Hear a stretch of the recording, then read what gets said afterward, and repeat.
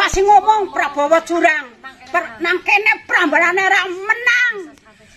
Desa Sekarteja, Kecamatan Adimulyo, Kabupaten Bumen, Jawa Tengah, 60% mutlak Prabowo menang. Gitu.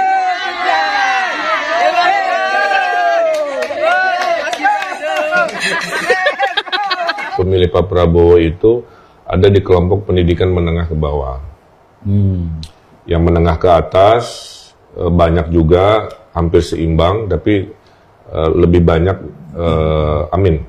Saya setuju dengan apa yang dikatakan oleh Bapak Ridwan Kamil mengenai pendukung Bapak Prabowo ini pendidikannya menengah ke bawah.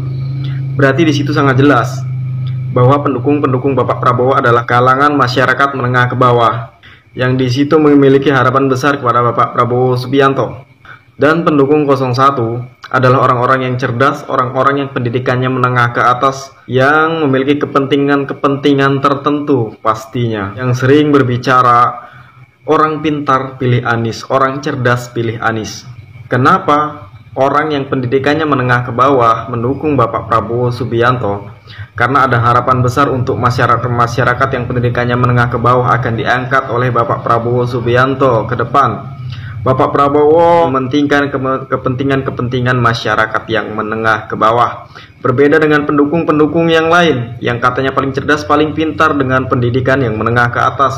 Tentu saja sudah memiliki fasilitas atau status-status yang di atas. Saya perlu katakan bahwa kami masyarakat yang pendidikannya menengah ke bawah, yang bekerja dengan ikhlas, bekerja keras, dan justru orang-orang cerdas, orang-orang pintar, orang-orang yang pendidikannya menengah ke atas adalah orang-orang yang sering menipu masyarakat, sering mengkorupsi dana-dana untuk masyarakat kecil. Tidak pernah ada masyarakat yang pendidikannya menengah ke bawah mengkorupsi dana untuk masyarakat, mengambil hak-hak rakyat. Halo, assalamualaikum. Aku panggah pedunge Pak Ganjar Pranowo. Dengan segala hormat saya ucapkan selamat kepada Pak Prabowo jadi Presiden Republik Indonesia. Aku legowo, ada. Iki bukti leh nyoblos, Ganjar mau, tapi dino iki kabar sih menang Pak Prabowo. Selamat kepada Pak Prabowo sebagai Presiden Republik Indonesia. Untuk pendukung-pendukung yang lain, ojo gampang baperan.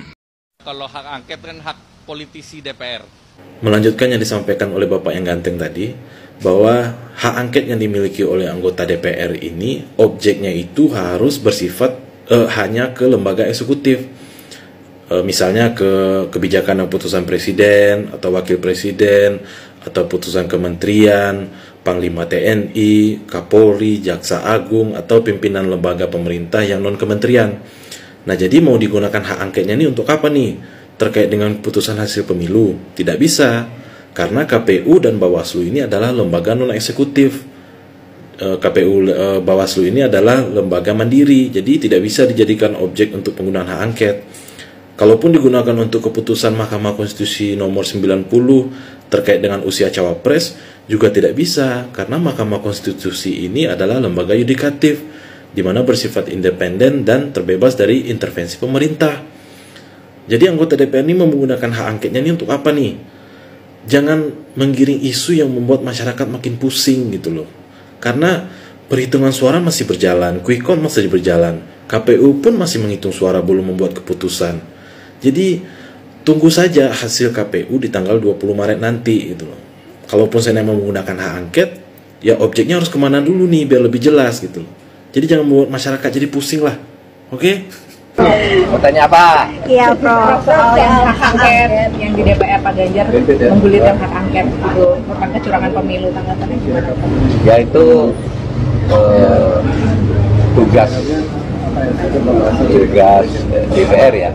DPR itu artinya partai. Saya kan bukan partai, saya tidak tahu. Itu katanya mau komunikasi juga sama Paslon 01. Mungkin Paslon dalam arti partai pengusung. Bukan paslonnya seperti saya kan bukan orang partai, tidak mungkin komunikasi urusan angket. Tapi pembicaraan hak angket itu benar sudah dibicarakan waktu tanggal 15 kemarin itu? Oh iya, angket, interpelasi itu dibicarakan, tetapi itu rapat partai pengusung. sedangkan paslon ditugasi masalah hukum. Nah, dan saya sebagai paslon masalah hukum sudah menyerahkan ke sebuah tim khusus. Jadi saya juga tidak tahu tidak harus tahulah apa yang dikerjakan, mereka terus bekerja. Dan tim khusus.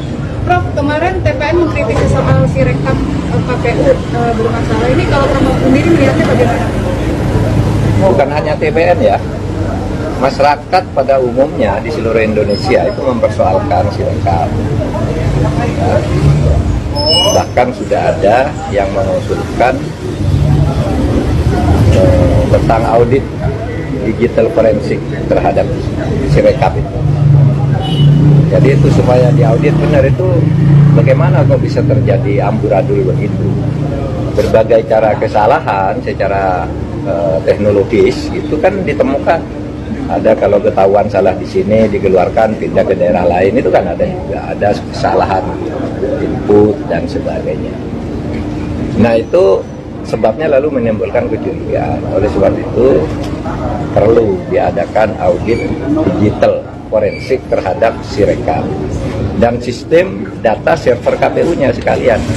Saya mendengar tadi Mbak siapa tuh yang anggota KPU menjelaskan ini sudah diaudit oleh lembaga yang berwenang. Menurut saya bukan lembaga yang berwenang yang mengaudit, karena ini soal politik dan kepercayaan publik, harus lembaga independen.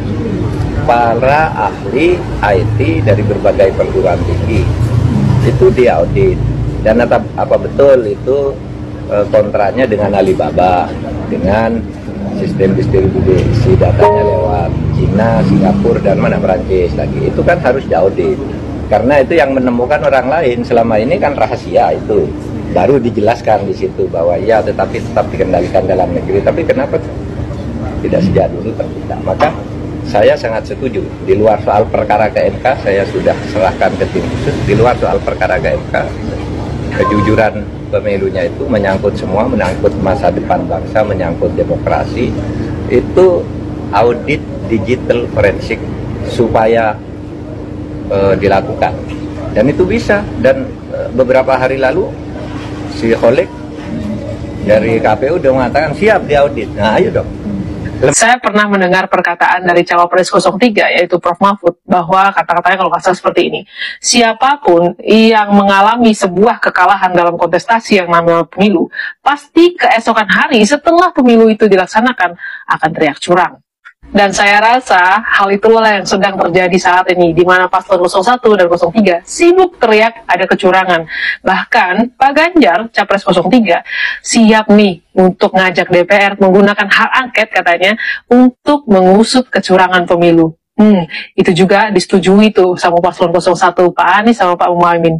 Menurut Ganjar, dugaan kecurangan pada Pilpres 2024 harus disikapi dan parpol pengusung dapat mengusulkan hak angket di DPR. Kami melihat itu ada inisiatif yang baik. Dengan adanya inisiatif angket, proses di DPR bisa berjalan.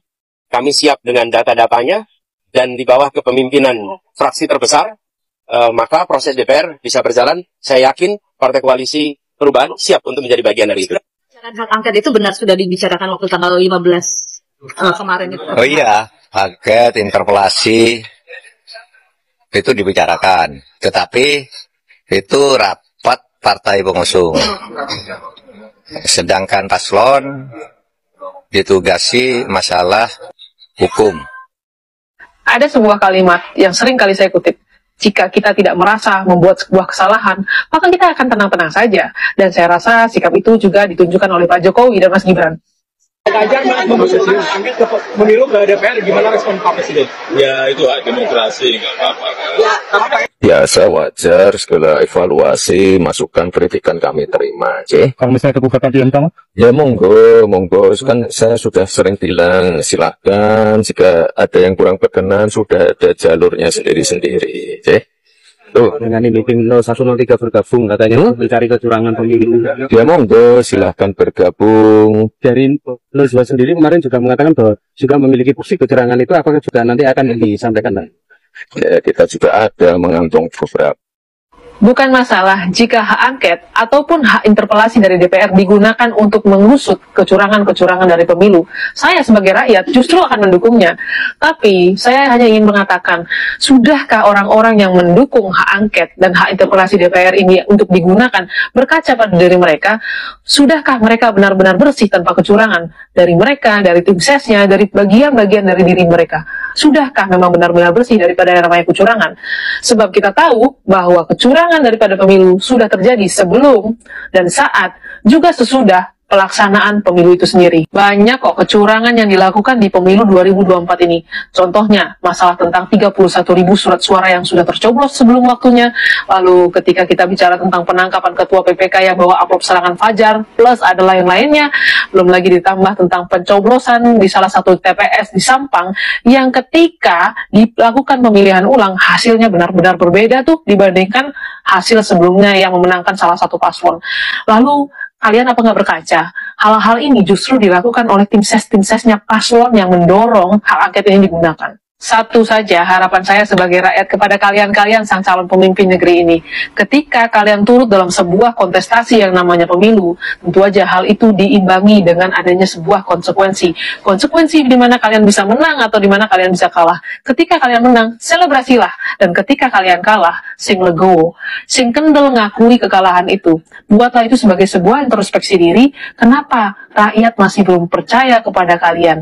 Dan gunakanlah waktu di kedepannya untuk memperbaiki diri dan meraih kepercayaan rakyat, sehingga dalam kontestasi berikutnya kalianlah yang terpilih. Dan gunakanlah sisa waktu yang ada ini untuk mendukung siapapun yang menang dan membuat kondisi menjadi kondusif, sehingga tidak ada keributan di negara ini. Pak Ganjar berkata seperti ini, kalian percaya enggak?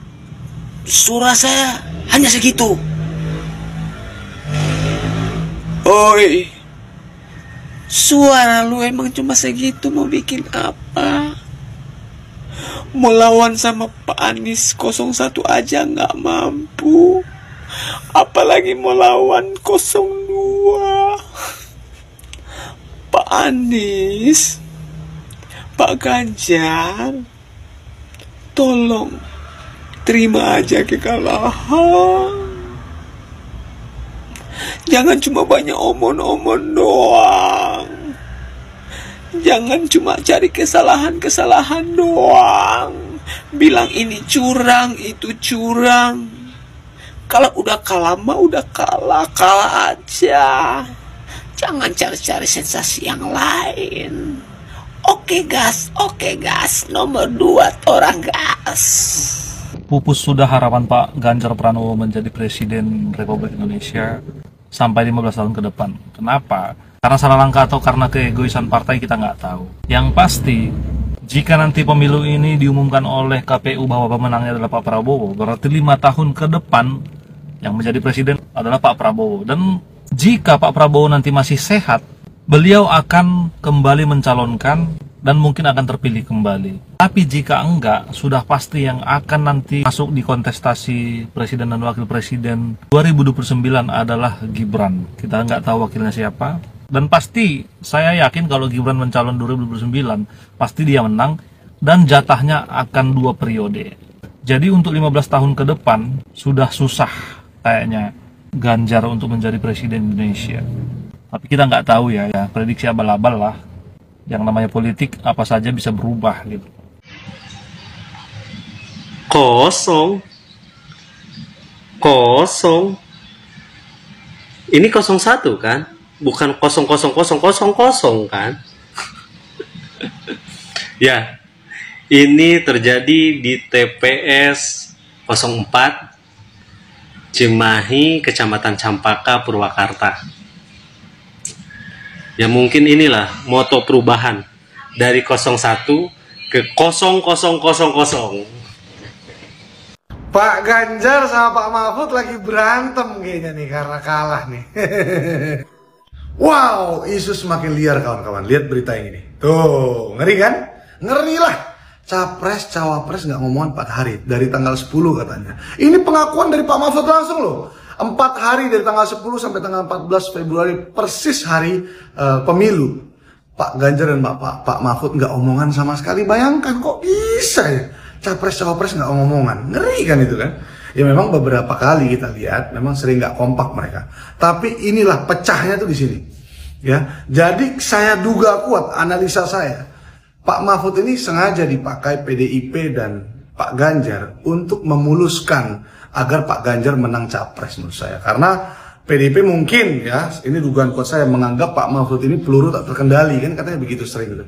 Ya kan? Dan banyak masanya, banyak masyarakat yang menyukai Pak Mahfud. Jadi untuk memuluskan Pak Ganjar nih, Pak Ganjar kader PDIP lama agar menang Pilpres. Tapi nggak mungkin bisa. Itulah hidup dengan kepura-puraan. Tiba-tiba tabrak Prof lah diskenariokan, tiba-tiba gelar tikar lah ya kan Pak Ganjar masuk-masuk nginap-nginap rumah warga. Itulah kepura-puraan yang terjadi.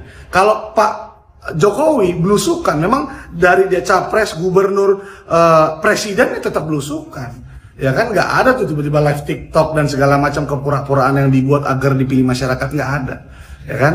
Nah, saran saya Pak Mahfud, kembalilah ke Pak Jokowi, minta maaf ke Pak Prabowo dan Mas Gibran, datanglah ke circle yang engkau diterima, jangan ke circle yang engkau tidak diterima dan tidak dihargai. Seperti Pak Jokowi, sudah cabut dari PDIP, selesai sudah, ya kan, kembalilah ke tempat kau dihargai. Gimana menurut kawan-kawan? Coba tulis di kolom komentar.